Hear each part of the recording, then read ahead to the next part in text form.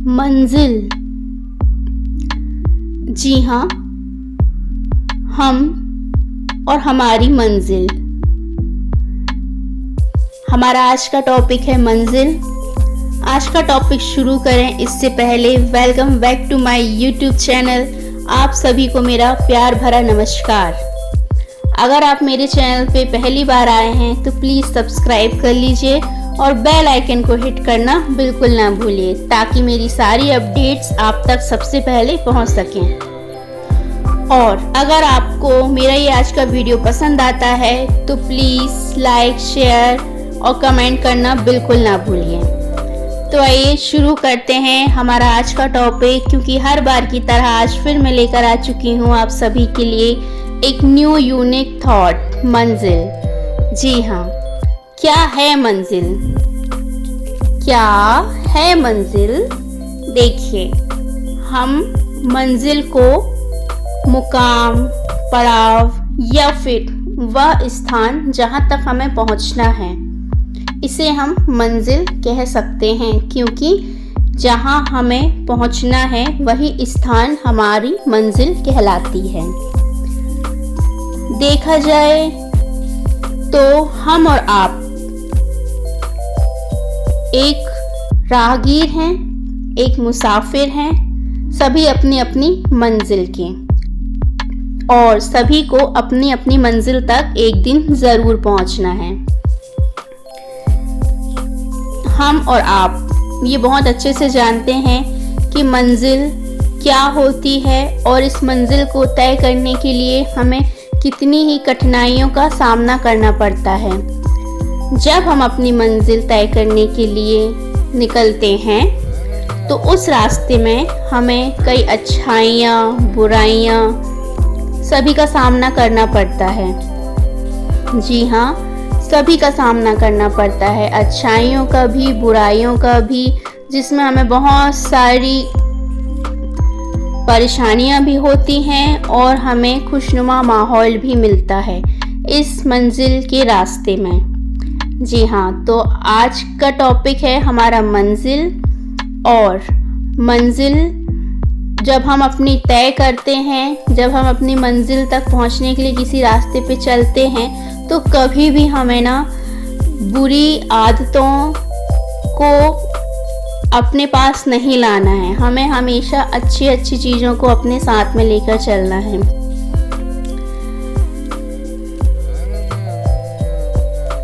मंजिल, मंजिल जो कि हर व्यक्ति का मुकाम कहलाती है। हमें अपनी मंजिल पाने के लिए हमें कैसा आचरण करना चाहिए, क्या क्या सावधानियां रखनी चाहिए, आज हम इस कहानी से जानेंगे। अगर आप भी चाहते हैं कि हम अपनी मंजिल को कैसे पा सकते हैं बिना किसी बुरी आदतों के, कितनी सावधानियां, कहाँ कहाँ हमें क्या क्या सावधानियां रखनी चाहिए, अगर आप भी ये सब जानना चाहते हैं तो बने रहिए इस वीडियो में। हम आगे चर्चा करने वाले हैं एक कहानी के द्वारा कि हमें अपनी मंजिल पाने के लिए क्या करना चाहिए और क्या नहीं करना चाहिए। तो आइए शुरू करते हैं आज की कहानी, जिसका शीर्षक है मंजिल। आइए शुरू करते हैं।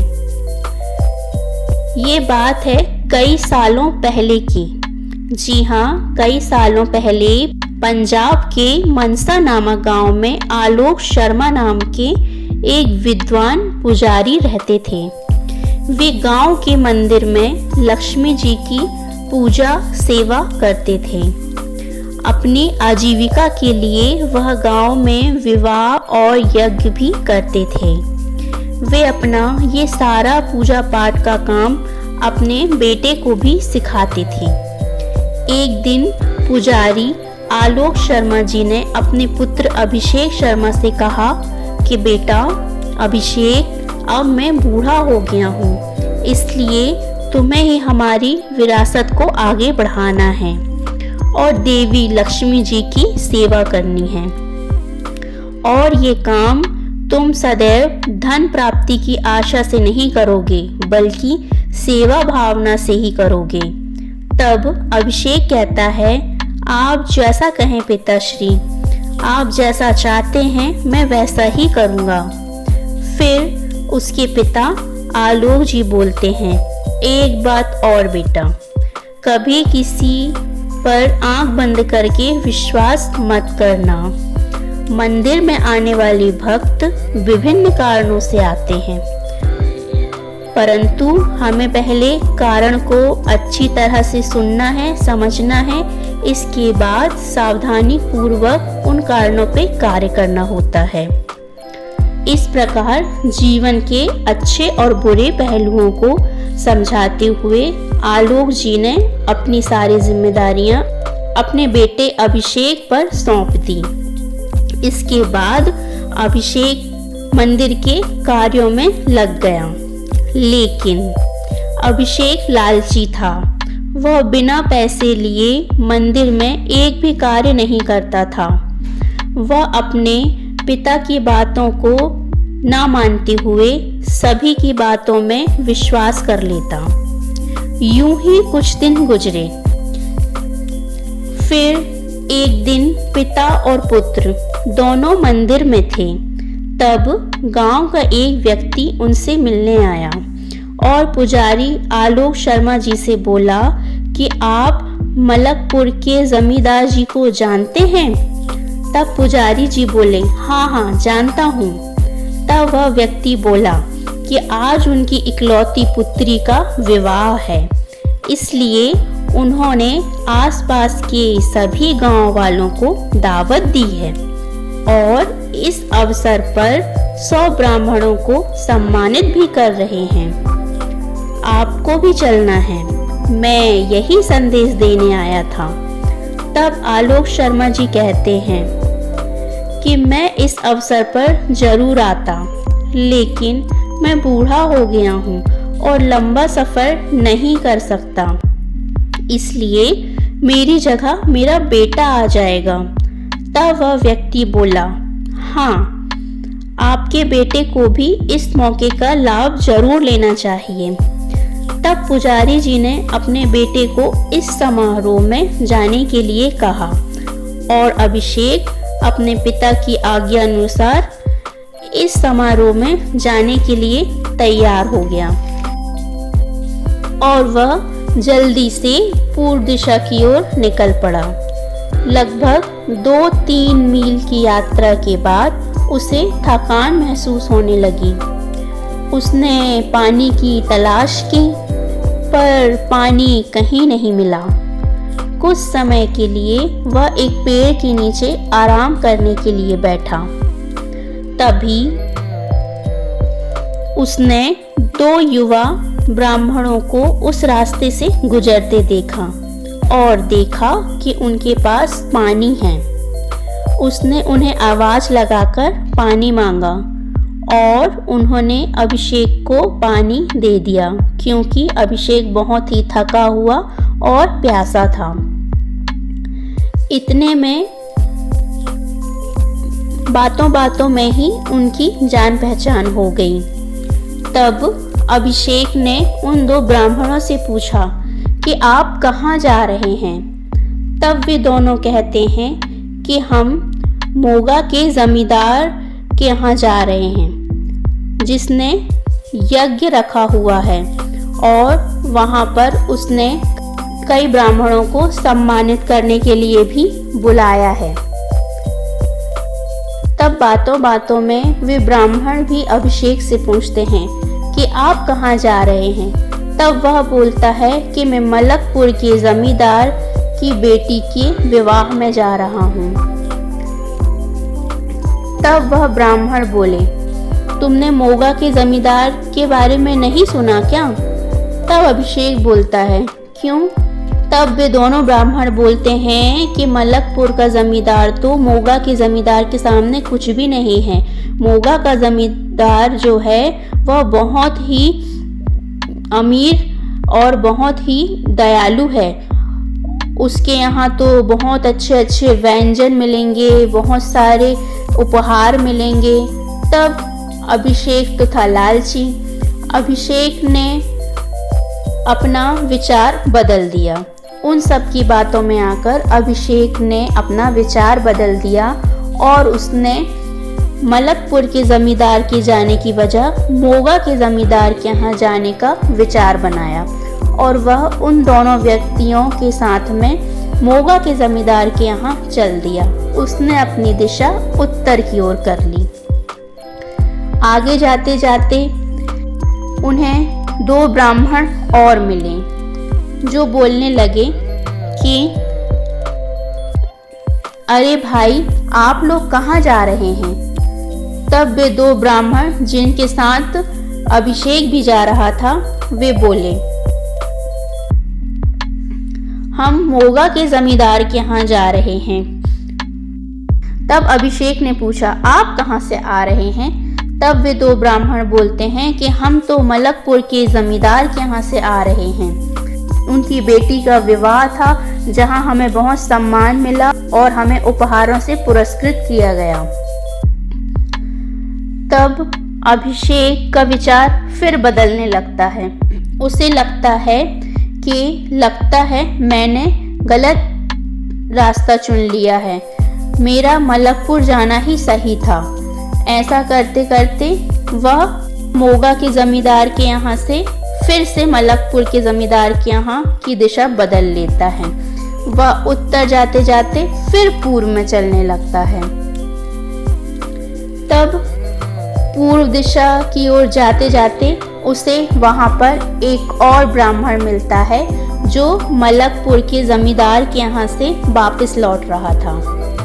तब वह पूछता है कि भाई, तुम कहाँ से आ रहे हो? और वे भी पूछते हैं अभिषेक से कि तुम कहाँ जा रहे हो? तब वे दोनों बोलते हैं कि हम मलकपुर के जमींदार के यहाँ से आ रहे हैं। अभिषेक बोला कि जी हाँ, मैं भी वहीं जा रहा हूँ।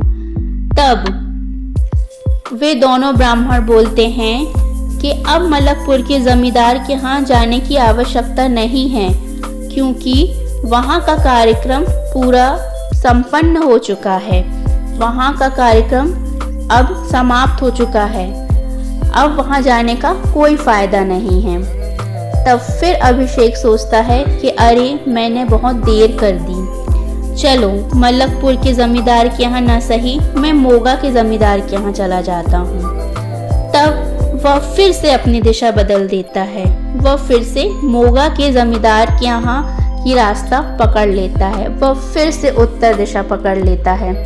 थोड़ी दूर चलते चलते उसे फिर कुछ ब्राह्मण मिलते हैं जो मोगा के जमींदार के यहाँ से वापस लौट रहे होते हैं। वह अभिषेक को पहचान लेते हैं और वे बोलते हैं कि अरे, आप कहाँ जा रहे हैं? तब वह बोला कि मैं मोगा के जमींदार के यहाँ जो यज्ञ चल रहा है, मैं वहाँ जा रहा हूँ। वहाँ ब्राह्मणों को आमंत्रित किया गया है।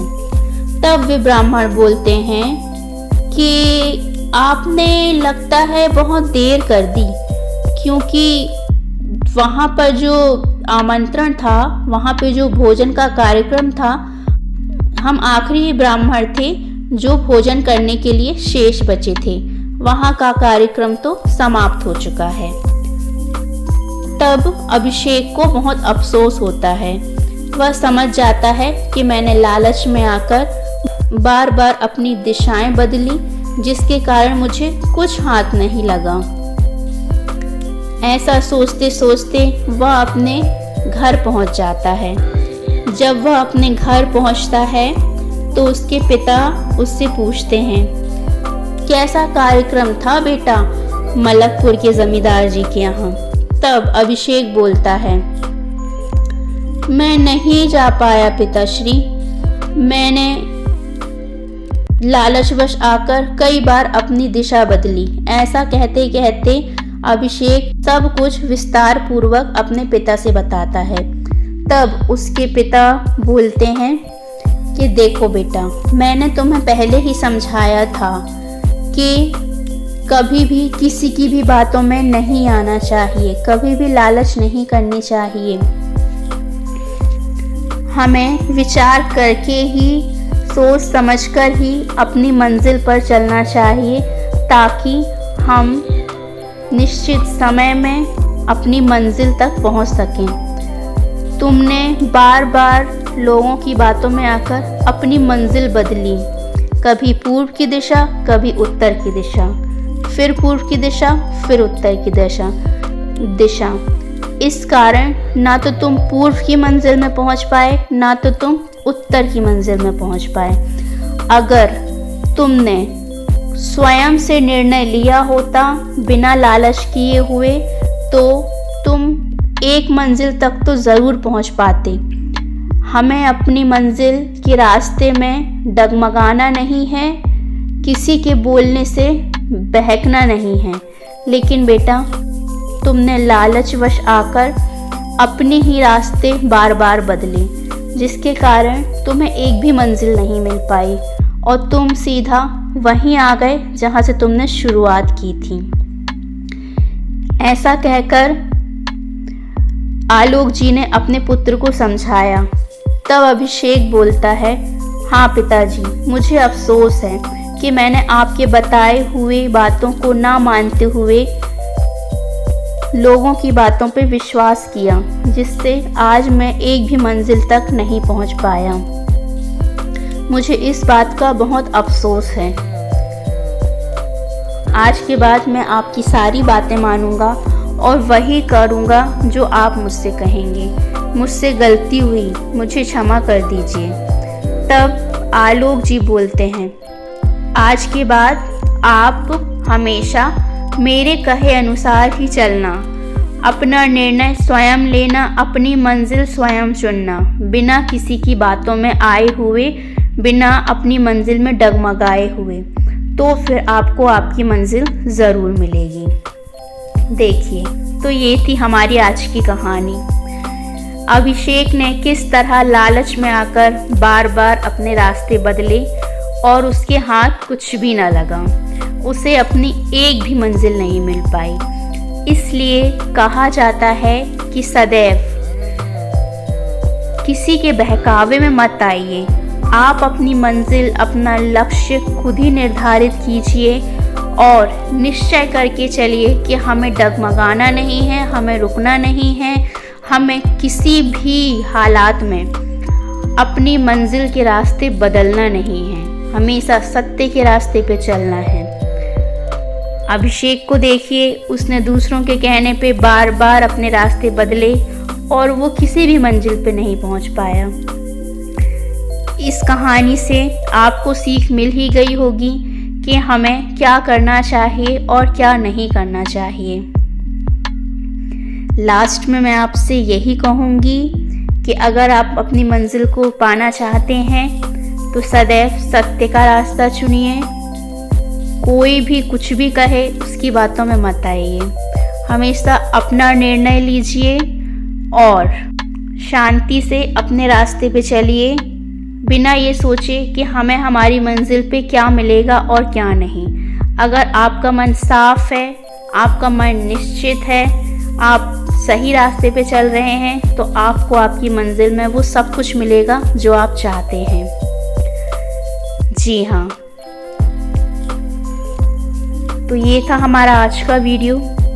आशा करती हूँ आपको ज़रूर पसंद आया होगा, और अगर आपको पसंद आया है या आपको इस वीडियो से कुछ भी, छोटी सी भी अगर कुछ सीख मिली है, तो प्लीज़ कमेंट सेक्शन में लिखकर ज़रूर बताइएगा। मिलती हूँ आपसे नेक्स्ट वीडियो में एक न्यू यूनिक थॉट के साथ। तब तक के लिए बाय बाय, टेक केयर।